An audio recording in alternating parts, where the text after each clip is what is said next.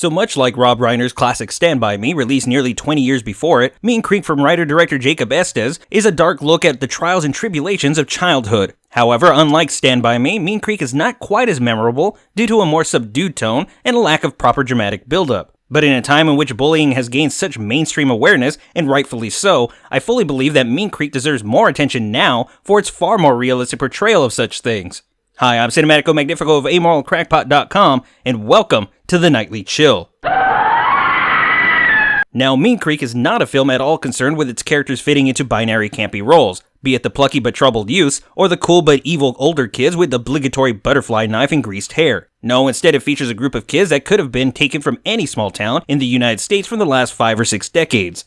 When one of these kids, Sam, played here by Rory Culkin, finds himself bullied at school, his older brother and friends quickly conspire to make the bully, George, played by Josh Peck, pay for his crimes. And in what proves to be a fairly disturbing sense of justice, these children lure George out to the titular creek under the pretense of celebrating Sam's birthday, and all with the hope of leaving him naked and stranded. Now, this is where the film quickly separates itself from Stand By Me. Despite starting off as a typical bully, lashing out at Sam for the slightest offense, George is shown to be a rather complex young man. Coming from a single-parent home with a less-than-present single mother, George excitedly accepts the invitation to spend time with kids he doesn't see as punching bags, but potential friends, going so far as to purchase a gift he hopes Sam will actually like. In fact, we see that George's earlier attack on Sam was the result of Sam accidentally knocking over George's precious camcorder, which proves to be George's only emotional outlet. So while he's still somewhat emotionally unstable and a bit mean in his own way, George is really little more than a troubled, lonely kid with a chip on his shoulder. And it's this drastic shift from what we might normally expect from similar films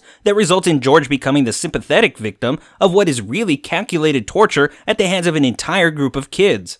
Now, if there is a major flaw in the way the film handles its own material, it's how George is made to be perhaps a little too sympathetic. Because while Mean Creek mostly succeeds at presenting characters that are morally complex, more shades of gray than black and white, the way Sam and his friends respond to George's actions at the beginning of the film comes across as incredibly cruel for what actually happens. A few bruises and welts from a kid who isn't shown to ever be an active tormentor is nothing compared to abandoning a child in the middle of the wilderness, miles from home and without clothes or food. This isn't a prank, but willful and intentional endangerment.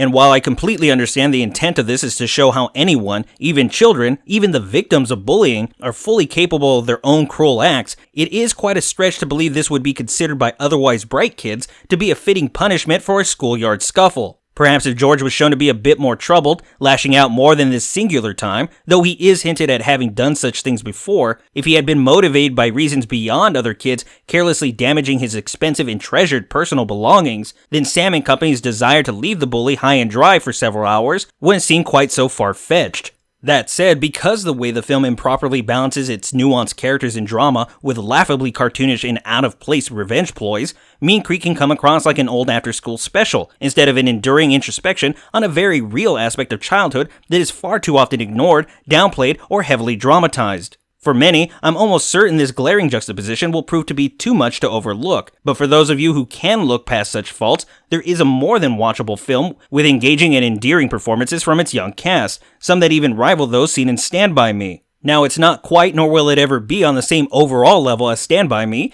but at the very least, it would be misguided to suggest that you do anything other than chill with Mean Creek. That's gonna do it for us tonight on the Nightly Chill. If you enjoyed this video, be sure to like, subscribe, and follow, and also be sure to leave me any questions, comments, suggestions for future reviews, and maybe even discuss today's movie at greater length. And as always, this video is brought to you in part by our viewers. If you'd like to learn how to support this and other projects, please visit amoralcrackpot.com or check the description below. But until next time, y'all need to make like a tree and get out of here.